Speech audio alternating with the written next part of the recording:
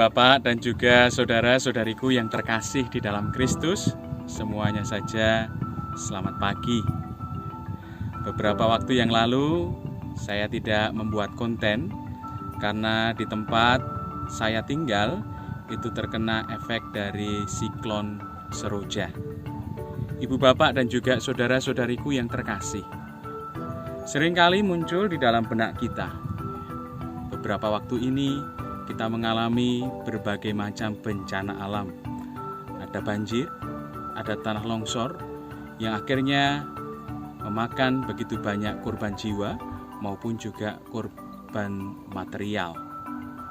Pertanyaannya, apa Tuhan mulai bosan terhadap tingkah kita sehingga akhirnya Ia mendatangkan bencana? Untuk menjawab ini, saya mau mengajak kita semua untuk melihat satu hal. Kalau seandainya, sekali lagi, kalau seandainya kita di negara ini memiliki kuasa yang begitu hebat, termasuk juga kita memiliki kuasa terhadap hukum. Kemudian ada tetangga kah, atau saudara, atau kenalan baik kita sedang berurusan dengan hukum. Kalau seandainya kita yang memiliki kuasa terhadap hukum itu, kemudian campur tangan, sehingga akhirnya saudara maupun saudari kita yang seharusnya bersalah, akhirnya terbebas dari jeratan hukum karena kuasa kita. Pertanyaannya, apa yang menjadi komentar dari begitu banyak orang? Orang pasti akan mempersalahkan kita. Karena apa? Kita tidak menggunakan kuasa kita dengan bijak. Atau kita ambil bagian atau campur tangan terlalu dalam dengan hukum.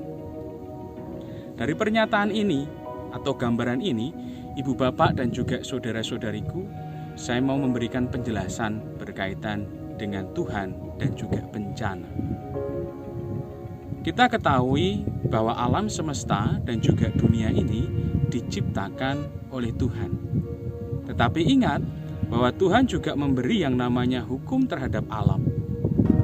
Tetapi satu hal yang pokok dan juga penting untuk kita ketahui, Tuhan tidak pernah mau campur tangan terhadap hukum alam yang telah Ia buat.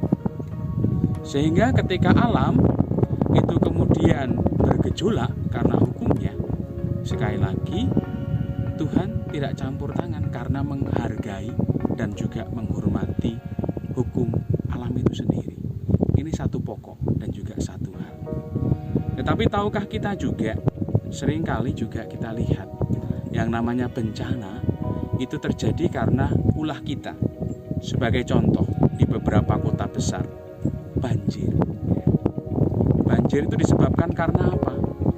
Bisa jadi itu banjir itu disebabkan karena penumpukan sampah, sehingga air itu tidak bisa mengalir dengan lancar.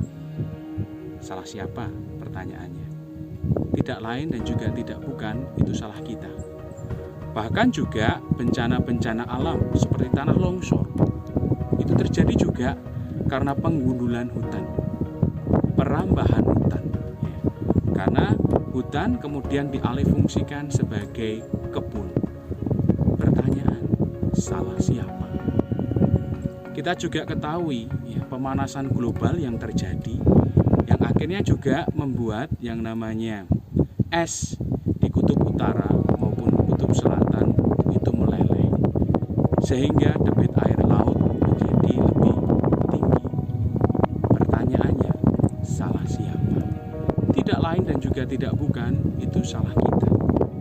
Sehingga terkadang juga bencana itu disebabkan juga karena kita yang salah menggunakan kekuasaan yang diberikan Tuhan kepada kita untuk mengelola alam semesta ini. Sehingga di sini lewat bencana-bencana ini kita juga diingatkan oleh Tuhan supaya kita bertobat. Bertobat secara ekologis. Bagaimana kita mengubah pola hidup dan juga pola sikap kita yang akhirnya membuat alam menjadi murka, yang menyebabkan keseimbangan alam itu juga menjadi hilang. Pertobatan ekologis yang seperti apa? diajak kembali untuk menanam tanaman-tanaman atau pohon-pohon besar di tempat yang gundul. Kita juga diajak untuk kembali bersikap bijak di dalam membuang sampah tepat pada tempatnya. Dan masih banyak pertobatan-pertobatan ekologis yang bisa kita buat demi keseimbangan alam kembali dan teristimewa demi keselamatan.